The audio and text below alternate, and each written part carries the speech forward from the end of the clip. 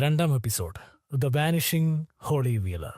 ഹോളിയുടെ ബെഡ്റൂമിലേക്ക് ഡെമോഗോർഗൻ വരുന്നു. അതിന്റെ ഭീകര രൂപം കണ്ട് ഹോളി പേടിച്ച് നിലവിളിക്കുന്നു. പക്ഷെ ആരും കേൾക്കുന്നില്ല. അവളുടെ അച്ഛൻ ടെഡ് ഗോൾഫ് കളിക്കുകയായിരിക്കും. അമ്മ മദ്യപിച്ച് ശാന്തമായിരിക്കുന്നു. അപ്പോൾ ആ സമയത്ത് ഹോളി എന്ത് ചെയ്യണമെന്നറിയാതെ വേഗം ഓടിപ്പോയി തന്റെ അമ്മയോട് പറയുന്നു. പക്ഷെ അമ്മ ഇത് നിനക്ക് തോന്നിയതായിരിക്കും, പോയി കിടന്നുറങ്ങ് എന്ന മട്ടിൽ അതിനെ ലളിതമായി കാണുന്നു. അപ്പോൾ തന്നെ ലൈറ്റുകളെല്ലാം മിന്നുന്നു. അത് അവൾ ശ്രദ്ധിക്കുന്നു. ദൂരെ ഡെമോഗോർഗന്റെ ഭീകരമായ ശബ്ദവും അവൾ കേൾക്കുന്നു. കേട്ടയുടൻ ഇത് കള്ളമല്ല, മറിച്ച് ഹോളി പറയുന്നത് സത്യമാണ് എന്ന കാര്യം കാരന് മനസ്സിലാകുന്നു. അപ്പോൾ പുറത്തുനിന്നും ടെഡും ആ ഭീകര ശബ്ദം കേൾക്കുന്നു. ശേഷം കയ്യിൽ ബാറ്റുമായി വീടിനുള്ളിലേക്ക് ടെഡ് കയറുന്നു. കാരനും ഹോളിക്കും ഈ സ്ഥലത്ത് നിന്ന് രക്ഷപ്പെടാൻ വഴിയില്ല. ഒടുവിൽ രണ്ടുപേരും അതിവിദഗ്ധമായി മുമ്പിലുള്ള ബാത്ത് ടബിൽ ഒളിച്ചിരിക്കുന്നു. ഈ സമയത്ത് കൃത്യമായി ടെഡ് ഡെമോഗോർഗനെ വഴിതിരിച്ചുവിടാൻ ശ്രമിക്കുന്നു. അദ്ദേഹം തന്റെ കയ്യിലുള്ള ബാറ്റ് ഉപയോഗിച്ച് പോരാടാൻ ശ്രമിക്കുന്നുണ്ടെങ്കിലും ഉള്ളിലുള്ള ഭയം കാരണം അദ്ദേഹത്തിന് കൂടുതലൊന്നും ചെയ്യാൻ സാധിക്കുന്നില്ല. ഇതേ സമയം അമ്മയും ഹോളിയും അവിടെ നിന്ന് രക്ഷപ്പെടാൻ ശ്രമിക്കുന്നു. പക്ഷേ ടെഡിനെ ആക്രമിച്ചു കഴിഞ്ഞതിന് ശേഷം ഡെമോഗോർഗൻ അമ്മയും ഹോളിയെയും വളയുന്നു. അവസാനം ഇതിന്റെ ഇടയിൽ നിന്ന് രക്ഷപ്പെടാൻ കഴിയില്ല എന്ന് മനസ്സിലാക്കിയ കാരൻ തന്റെ കൺമുന്നിൽ കണ്ട ഒരു വൈൻ ബോട്ടിലെടുത്ത് ഡെമോഗോർഗനുമായി സർവ്വശക്തിയുമെടുത്ത് തന്റെ മകളുടെ സുരക്ഷിതത്വത്തിനു വേണ്ടി പോരാടാൻ തയ്യാറാകുന്നു. അവൾ കയ്യിലുള്ള ബോട്ടിൽ കൊണ്ട് ഡെമോഗോർഗനെ ആക്രമിക്കുന്നു. പക്ഷേ ആ ഭീകര സത്വത്തിനു മുന്നിൽ പിടിച്ചു നിൽക്കാൻ കഴിയാതെ അവളും പരാജയം ഏറ്റുവാങ്ങുന്നു. ഇതേ സമയം വിവരമറിഞ്ഞ നാൻസിയും ഇലവനും വീടിനെ ലക്ഷ്യമാക്കി കുതിച്ചു പായുന്നു. ആ സമയത്ത് തന്നെ മൈക്കും ലൂക്കാസും അവിടേക്ക് വരുന്നുണ്ട്. പക്ഷേ നമ്മുടെ ഇലവനും നാൻസിയും അകത്തേക്ക് പ്രവേശിക്കുമ്പോൾ തന്നെ ഹോളിയെ അപ്സൈഡ് ഡൗണിലേക്ക് ഡെമോഗോർഗൻ കൊണ്ടുപോയിരിക്കുന്നത് കാണുന്നു. രക്തത്തിൽ കുളിച്ചു കിടക്കുന്ന കാരനെ കണ്ട നാൻസി തകർന്നു പോകുന്നു. ഈ സമയത്ത് നാൻസി ഇലവനോട് പറയും, അമ്മയെ ഞാൻ നോക്കിക്കോളാം, നീ എങ്ങനെയെങ്കിലും ഹോളിയെ രക്ഷിക്കൂ.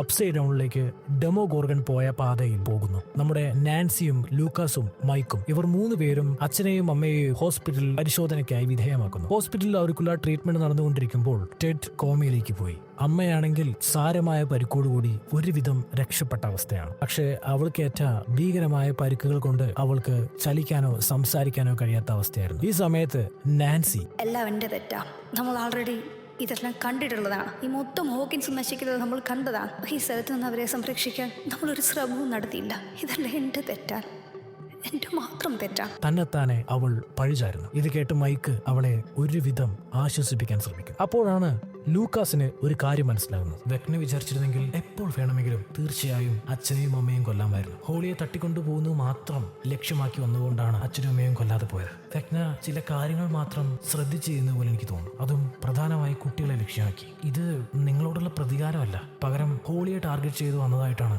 എനിക്ക് തോന്നുന്നത്. അതിനെന്തൊരു കാരണമുണ്ട്. കൂടാതെ ഇന്ന് നവംബർ 3 നവംബർ 6 1983 ആദ്യമായിട്ട് വില്ലിനെ തട്ടിക്കൊണ്ടുപോകുന്നത്. അപ്പോൾ നവംബർ 6 ഇനി 3 ദിവസങ്ങളേ ഉള്ളൂ. അങ്ങനെ നോക്കുകയാണെങ്കിൽ എന്തോ വലുത് വരാനുണ്ടെന്നാണ് എനിക്ക് തോന്നുന്നത്. ലൂക്കാസ് കോയിൻസിഡൻസുകളെല്ലാം ശേഖരിച്ച് അവന്റെ ഉള്ളിലുള്ള നിഗമനങ്ങൾ പറയുന്നു. ഇതിനിടയിൽ ഹോളിയെ അന്വേഷിച്ചു പോയ ഇലവൻ അപ്സൈഡ് ഡൗണിൽ ഹോപ്പറിനെ കണ്ടുമുട്ടുന്നു. അവളെ കണ്ടപാടെ ദേഷ്യം വന്ന ഹോപ്പറിനോട് നടന്ന കാര്യങ്ങൾ ഇലവൻ വിവരിക്കുന്നു. ശേഷം പരിക്കേറ്റ ഡെമോഗോർഗന്റെ ബ്ലഡ് ട്രാക്ക് ചെയ്ത് അവർ യാത്ര തുടരുന്നു. ഇതൊന്നും അറിയാതെ നമ്മുടെ ജോയ്സ് ബയേഴ്സ് ഹോപ്പറിന്റെ സിഗ്നലിന് വേണ്ടി കാത്തിരിക്കുകയായിരുന്നു. ആ സമയത്ത് അവിടെയുള്ള റേഡിയോ സ്റ്റേഷൻ ഷട്ട് ഡൗൺ ആയിരുന്നു. റോബിൻ റീസ്റ്റാർട്ട് ചെയ്യാൻ ആവശ്യമായ ഫ്യൂസ് എടുത്തു കൊണ്ടുവരാൻ പോയ സമയത്ത് വില്ലിനോട് അൺകോൺഷ്യസ് ആയ ആ സമയം കണ്ട കാഴ്ചകളെ കുറിച്ച് ജോയ്സ് അന്വേഷിക്കുന്നു. സാധാരണ അപ്സൈഡ് ഡൗണിലേക്ക് പോകുമ്പോൾ എനിക്ക് ഒരുപാട് ബുദ്ധിമുട്ടുണ്ടാവാറുണ്ട്. പക്ഷെ ഇത്തവണ ഞാൻ ഡെമോഗോർഗന്റെ ഉള്ളിലായിരുന്നു. എന്തോ സ്വപ്നം കണ്ട പോലെ. അതുകൊണ്ടാണ് എനിക്ക് അവരുണ്ടായിരുന്ന സ്ഥലം കാണാൻ പറ്റിയത്. എനിക്ക് ഡെമോഗോർഗനെ നിയന്ത്രിക്കാൻ സാധിച്ചില്ല, പക്ഷെ ആ ജീവിക്കുള്ളിൽ ഒരാളായിട്ട് ഞാനുണ്ടായിരുന്നു.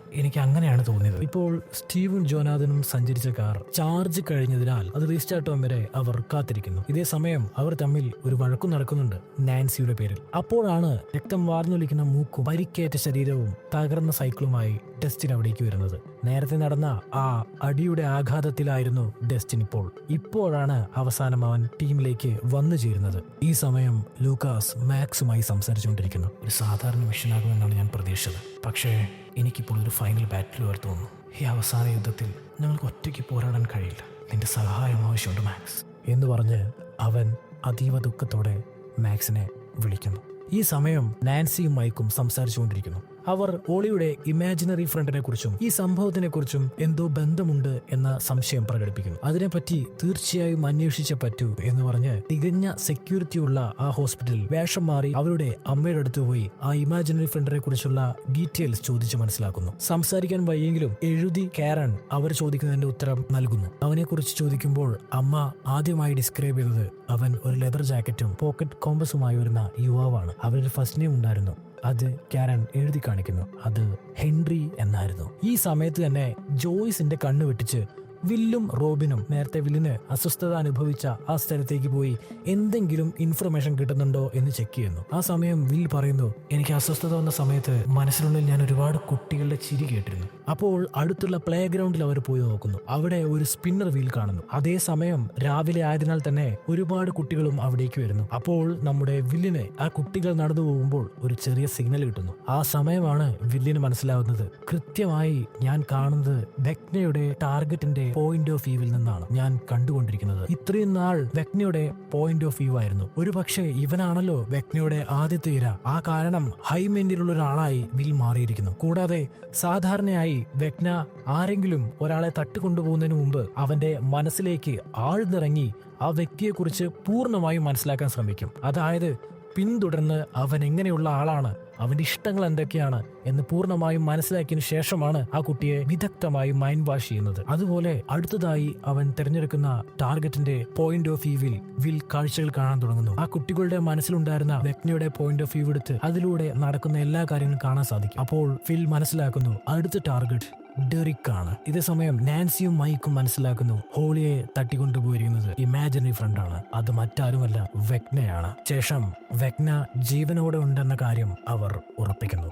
മറുഭാഗത്ത് നമ്മുടെ സ്റ്റീവും ഡസ്റ്റിനും വഴക്കിടാൻ തുടങ്ങിയിട്ടുണ്ടാകും. അവരുടെ ശല്യം സഹിക്കവയ്യാതെ ജോനാഥൻ അവരോട് ദേഷ്യപ്പെടുന്നു. അപ്പോൾ തന്റെ കയ്യിലുള്ള ഒരു ഡിവൈസിൽ സിഗ്നൽ ലഭിക്കുന്നു. ജോനാഥൻ ആ സിഗ്നലിനെ ശ്രദ്ധിക്കുന്നു. പക്ഷേ ആ സിഗ്നൽ ഒരു ക്രീച്ചറിന്റെ ശബ്ദം പോലെയാണ് കേൾക്കുന്നത്. ഡസ്റ്റിൻ അത് കേട്ടിട്ട് ഇതൊരു സാധാരണ സിഗ്നലാണ്, എന്തെങ്കിലും ഫ്രീക്വൻസി മിസ്മാച്ച് ഒന്നതായിരിക്കും, അല്ലാതെ മറ്റൊന്നുമല്ല എന്ന് പറയുന്നു. ഇപ്പോൾ ഡെമോഗോർഗന്റെ അപ്രതീക്ഷിത ആക്രമണത്തിൽ രക്ഷപ്പെട്ടു എങ്കിലും സാരമായി പരിക്കേറ്റ ഹോപ്പറിന് വേദന കൊണ്ട് അസ്വസ്ഥത അനുഭവപ്പെടുന്നു. അത് ശ്രദ്ധിച്ച 11 ലഭ്യമായ ഫസ്റ്റ് എയ്ഡ് വെച്ച് ആ മുറിവിൽ പ്രാഥമിക ചികിത്സ ചെയ്യാൻ ശ്രമിക്കുന്നു.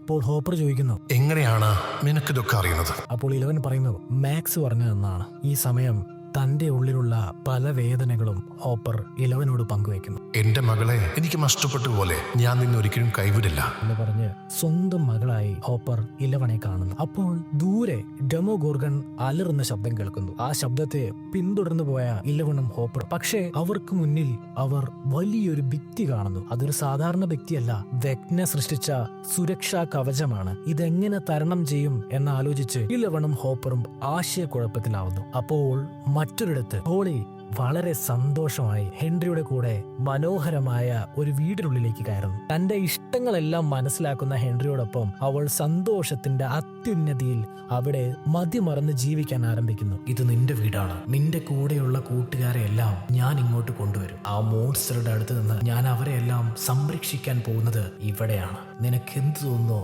അത് ചെയ്തോളൂ. ശേഷം എപ്പിസോഡ് അവസാനിക്കുന്നു. പ്രിയമുള്ളവരെ, സപ്പോർട്ട് ചെയ്യാൻ മറക്കരുതേ. നന്ദി.